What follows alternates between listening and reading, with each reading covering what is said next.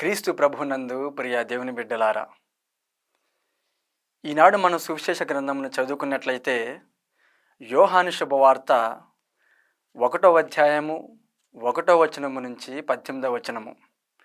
మరి ఈ సువిశేష పట్టణంలో మనం ముఖ్యముగా 3 వచనాలని ధ్యానించుకుందాము.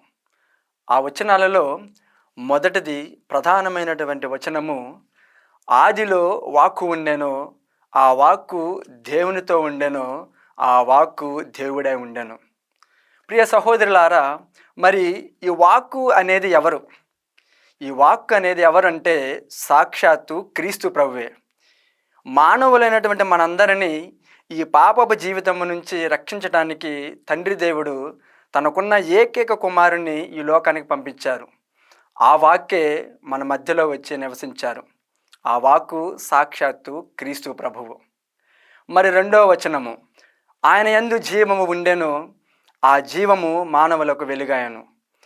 ప్రియ సహోదరులారా, మనము యోహాను శుభవార్త 8వ అధ్యాయము 12వ వచనం చదివినట్లయితే, ఇదిగో క్రీస్తు ప్రభు అంటూ ఉంటారు, లోకానికి నేనే వెలుగు, నన్ను అనుసరించువాడు అంధకారము నడవక నిత్య జీవ వెలుగులో నడుచునని చెప్తూ ఉంటారు.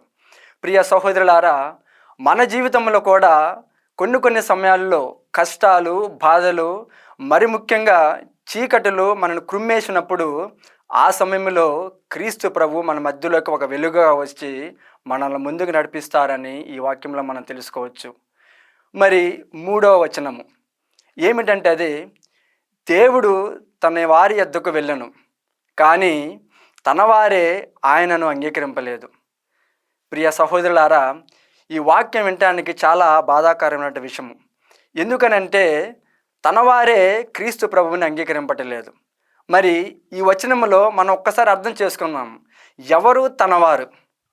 తనవారు ఎవరంటే, ఏ వ్యక్తి అయితే, ఏ విశ్వాసి అయితే, ఇదిగో క్రీస్తు ప్రభువే నా రక్షకుడు, నేను మరణించిన తర్వాత కూడా నాకు నిత్య జీవము ఉన్నదని ఏ విశ్వాసి అయితే విశ్వసిస్తాడో ఆ విశ్వాసులే తనవారు.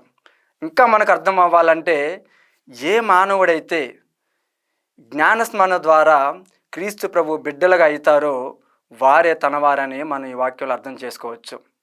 ప్రియ సహోదరులారా, మన జీవితంలో కూడా ఎలాగైతే బాప్టిస్మ యోహాను ప్రభువు రాకడను సిద్ధపరిచాడో, ఆ సిద్ధపడే తరుణంలో క్రీస్తు ప్రభుని తెలుసుకోవడానికి ప్రయత్నించే ఉన్నారు.